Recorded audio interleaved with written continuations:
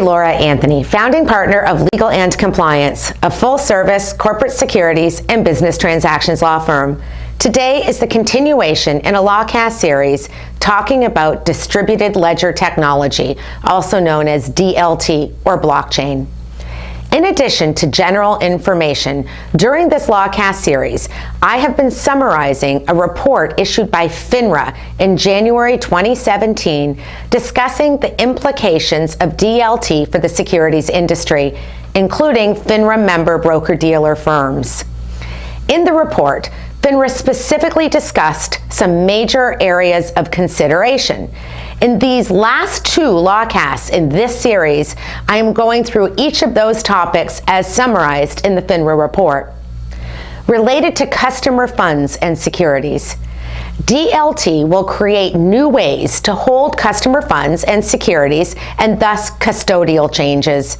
Broker-dealers that hold funds and securities must generally comply with Exchange Act Rule 15C3-3, which generally requires the broker to maintain physical possession or control over the customer's fully paid and excess margin securities.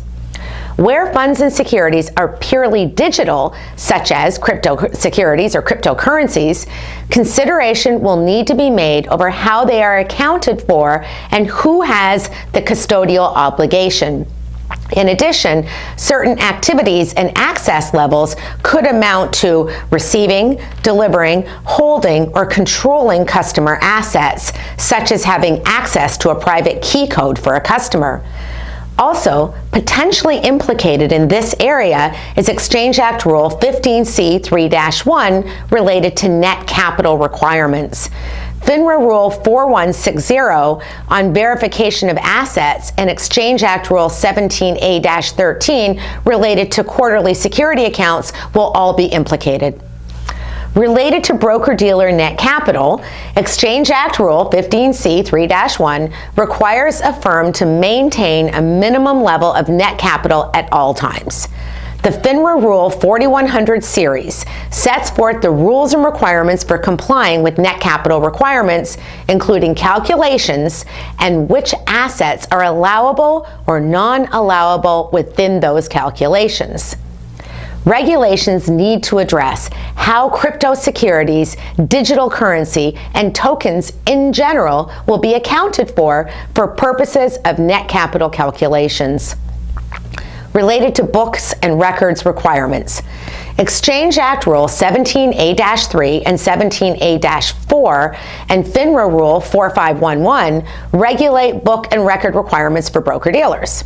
DLT allows books and records to be maintained on the network itself, though consideration must be made as to how this will comply with regulations and what changes need to be made with the regulations to update for this new technology.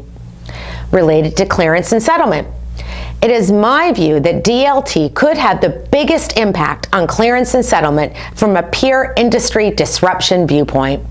FINRA notes, depending on how trade execution and settlement is ultimately structured, broker-dealers and other market participants may wish to consider whether any of their activities in the DLT environment meet the definition of a clearing agency and whether corresponding clearing agency registration requirements under Section 17A of the Exchange Act would be applicable.